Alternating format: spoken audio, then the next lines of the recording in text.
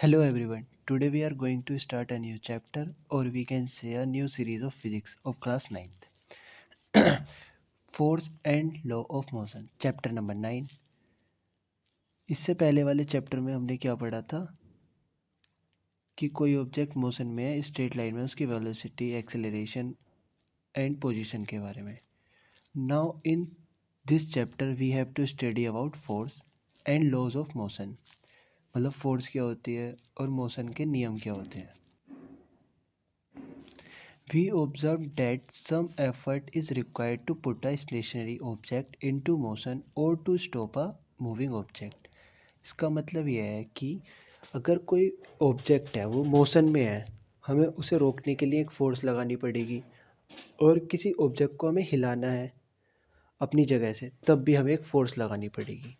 वो फोर्स के बारे में हम क्या जानते हैं कि वो सिर्फ एक फ़ोर्स है.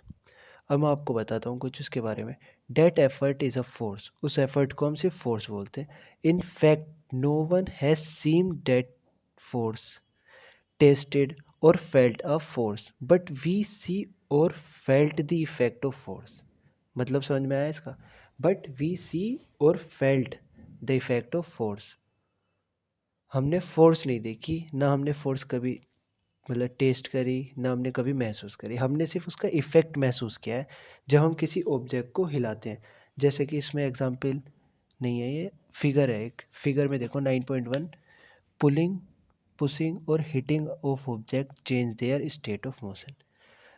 जब एक टेबल को हम हिलाएंगे, हिलाने के लिए क्या करना पड़ेगा, हमें एक फोर्स लगानी पड़ेगी. फोर्स, हम उस फोर्स के बारे में कुछ नहीं जानते, सिर्फ हमें सिर्फ वो क्या होती है, महसूस होती है. वो भी फोर्स नहीं, उसका इफेक्ट महसूस होता है. ठीक है, इसके बारे में सिर्फ इतना ही. फोर्स होती क्या है, इफेक्ट होता है, कैसे होती है, क्या होता है, हमने आज तक किसी ने नहीं देखी फोर्स. सिर्फ हम उसके इफेक्ट को फील कर सकते हैं और देख सकते हैं. जब आप किसी भारी चीज़ को धक्का लगाओगे तो आपने फोर्स नहीं देखी होगी, सिर्फ आपको महसूस होता होगा कि हाँ, हम कुछ ऐसे काफ़ी भारी चीज़ को धक्का दे रहे हैं. हाथों पे असर पड़ता हो या पैर से धक्का देते हैं तो पैरों पे, मतलब ऐसा लगता है, पर हमने देखी नहीं है ऐसी. ठीक है ना. अब दो फोर्सेस भी दो तरह की होती हैं, बैलेंस्ड फोर्स और अनबैलेंस्ड फोर्स.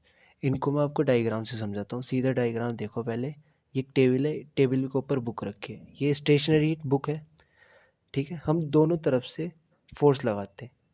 फोर्स दो तरफ से लगाते हैं. एक तो फोर्स लगाते हैं हम, एक तरफ धागा बांध देते हैं बुक के. ये एक्स मान लो, धागा बंधा हुआ है, अब इधर खींच रहे हैं, इसको इधर पुल कर रहे हैं. तो क्या होगा, बुक हमारी एक्स की तरफ आने लगेगी, राइट डायरेक्शन में. अब हमने क्या करा, एक्स को छोड़ दिया, वाई को खींचने लगे तो वाई डायरेक्शन में जाने लगेगी. अब दोनों केस में बुक हिल गई. ठीक है, अब एक केस हम क्या करते हैं, दोनों को एक साथ हिलाते हैं तो बुक हिलेगी, सेम फोर्स पे नहीं हिलेगी, क्योंकि दोनों तरफ सेम फोर्स है, वो कैंसिल कर देगी ईच